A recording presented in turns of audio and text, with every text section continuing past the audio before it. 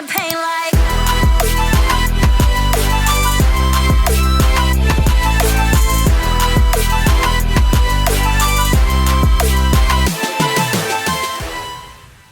Hey guys, dearyoongi here, and welcome back to my channel. A lot of us thought that the fourth generation of K-pop was going to be the era of the girl groups, with so many impressive girl groups debuting and appearing to take over the industry. However, now that we appear to be in the very early days of the fifth gen, how come there seems to be a lot less of these girl groups left around than we'd expect in just the short time since their debuts? That's right, in today's video, we are going to be discussing fourth gen, the era of girl groups, or so it was supposed to be, and why ultimately this didn't go as planned. So to do this, we will look at what we expected of fourth gen, and also the numbers of how many boy groups debuted versus girl groups, before looking at the potential reasons why some of these groups disbanded so quickly in comparison to previous generations. So without further ado, let's get started. And to do this, we need to go back to late 2018, early 2019, which is what is believed to be the beginning of fourth gen. Let's first look at how fourth gen appeared to be and our predictions for how this girl group centric era was supposed to go. In the early days of the fourth generation of K-pop, fans were very quick to spot a pattern forming, and that was the number of girl groups that appeared to be debuting as opposed to boy groups. All labels from the big four to smaller labels were bringing new girl groups to the K-pop space, so much so that people couldn't help but begin to comment on how K-pop girl groups would be the ones shaping the industry for this generation. This was further solidified by the fact that the third gen appeared to be the era of the boy group, with so many successful boy groups debuting, more so than girl groups, who were still and are big names in the industry even to this day. I myself even created a video titled Girl Groups Who Have What It Takes to Lead Fourth Gen, because it appeared as though the industry was definitely ready to let the women take charge for a change. And this of course filled a lot of us with confidence that not only would fourth gen be the era of the girl group, but these girl groups would be here to stay. And while in some cases this may be true, it's safe to say that our original expectations for the success of the girl group era are nowhere near as high as we anticipated. To put this properly into perspective, it's time to look at some numbers. I wanted to see exactly how many girl groups debuted in fourth gen versus boy groups to prove this theory, to see if the girl group generation really was fourth gen, and if it was as much of a success or failure as we thought. And more importantly, I wanted to know how many of these groups are still active. So I've gone full on nerdy here, and I've made some spreadsheets breaking down how many girl and boy groups debuted in each year of the fourth gen, including subunits, and I'll try to give some examples of big names many fans might recognize from each year, how many of these groups are still active, so not on hiatus or disbanded altogether. Now I know the exact date in which fourth gen officially started is very up for debate, so I have gone from July 2018 until July 2024 to cover as much space as we can and to not leave out any groups who feel may be on the cusp. Plus we're in July now, so it makes sense to say, let's say we've been in the fifth gen for a year. I know some people don't think we are, so let's first look at the second half of 2018. During this time, only 8 boy groups debuted, and in this short list was ATEEZ, who debuted in October 2018. I know we're only looking at half of the year, but this is still a low number, especially when you consider the fact that in the same amount of time, 31 girl groups debuted. Within these girl groups, we saw the debuts of GWSN, IZ*ONE, and Pink Fantasy, to name a few. As of right now, July 2025, only 4 of these 8 boy groups are still active. This of course is 50% of the groups that debuted in this time, and for the girl groups, only 6 of these are still active. This means that only 19% of the girl groups that debuted from mid-July 2018 until the end of that year are still active now in 2025. Moving on to 2019, which is what most consider our first full year of the fourth generation. There were so many notable groups who debuted that year, too many to name, but some popular ones included TXT, ONEUS and AB6 for boy groups, and ITZY, Everglow and Rocket Punch for girl groups. The number of boy groups and girl groups that debuted during this year is a little bit more equal, with 41 boy groups debuting in 2019 and 54 girl groups. However, as of July 2025, only 18 of these boy groups still remain active, which is 44%, and only 16 of the girl groups are still active, which is approximately 30% of the groups that debuted in that year. 2020, this is the year the pandemic began to properly take off, if you can say take off for a pandemic. And no, this will not be the last time you hear me mention mention that bad boy in this video, I'm sure you're anticipating it. In 2020, we saw a drop in the number of boy groups debuting in just 34. These groups included the likes of Enhypen, P1 Harmony, Treasure, and many more. In this same year, 51 girl groups debuted, including names such as Esper, Stacey, and Weekly. As of July 2025, 22 of those boy groups still remain, which means 65% of the boy groups that debuted during 2020 are still active. Only 21 of the girl groups still remain, which means 41% of the girl groups that debuted in 2020 are still considered active. Next, we will look at 2021. During this year, only 23 boy groups debuted, including groups such as Just Be and Omega X. And I'm not making this up, 51 girl groups debuted, the exact same number of groups as the previous year, which is insanely a weird coincidence. And some of these included Billy and Purple Kiss. However, of those 23 boy groups that debuted, only 11 still remain to this day, which is just under half at 48%. As for the girl groups, only 19 of these still remain active, which means only 37% of girl groups who debuted in 2021 are still active. And now for 2022. In 2022, 26 boy groups debuted, and almost double this number of girl groups with 58. Some of the boy groups that debuted included Tempest and TNX, and some of the girl groups who debuted are 50/50, the original version, Enemix, Le Sserafim, and New Jeans. So many big name girl groups that year, I didn't know when to stop listing. Although only a small number of boy groups debuted, 16 of these boy groups are still active, which is 61% of the boy groups that debuted during that year. For the girl groups, however, only 27 still remain active, which means only 47% of the girl groups who debuted in 2022 are now active. I hope I'm not frying your brains too much with all these numbers, just a couple more for us to look at, starting with what most consider the last full year of 4th Gen, 2023. In 2023, we saw a lot of debuts. 43 boy groups debuted in 2023 and 53 girl groups. Among the boy groups, we saw the debuts of Boy Next Door, Plave, Rise, and Zero Base One. And for girl groups, we saw the debuts of Baby Monster, Kiss of Life, Triple S, and Young Posse. Now we're getting into the later part of the generation, it's important to remember that we should be expecting to see less disbandments, because it hasn't been long since these groups debuted. So for boy groups who are still active from 2023, we are looking at 40 of the 43 that debuted, which means a huge 93% of boy groups who debuted during 2023 are still active. However, as for girl groups, well, only 27 of those 53 girl groups who debuted during 2023 are still considered active in July 2025, which is approximately only 50% of groups that debuted during that year. And last but not least, let's look at the first half of 2024, so up until mid-July. And this was also a busy year. During just the first half of the year alone, we saw 24 boy groups debut and 46 girl groups, which is as many as some years had in total, let alone the first half of the year. For boy groups, we saw the debut of Big Ocean, NCT Wish, and TWS. And for girl groups, we saw the debuts of Islet, Bad Villain, and Reseen. Of the boy groups, 23 are still active to this day, which is all but one. If you are curious who the one boy group is that disbanded already, that would be the duo NND. Percentage-wise, this means that 96% of boy groups who debuted in 2024 are still active, which of course would make sense because they've not been around for even a year, some of them. As for girl groups, of the 46 that debuted in 2024, only 34 are still active as of July 2025. This means that only 74% of the girl groups who debuted in the first 2 quarters of 2024 are still active now a year later. I wanted to also give these numbers as a sort of summary in total to cover the date range we have set for 4th Gen. I thought that would be interesting. People who maybe work more wholly rather than split up. So in total, between July 2018 and July 2024, 199 boy groups debuted and 344 girl groups. Of those 199 boy groups, 134 are still active. This is 67% in total. From the 344 girl groups that debuted during this time, only 150 remain. This means only 43% of 4th Gen girl groups are still active to this day. Okay, that's enough numbers for now. I hope you're still with me. Thank you for following along if you are. To summarize, let's look at what these numbers show, because there's a few things really. One, the number of girl groups that debuted during the 4th Gen compared to boy groups is a lot, like almost double in some years. The amount of companies that tried their hand at debuting a girl group as opposed to a boy group during this time is seriously insane. And two, despite the fact that more girl groups debuted in 4th Gen, the percentage of boy groups that survived until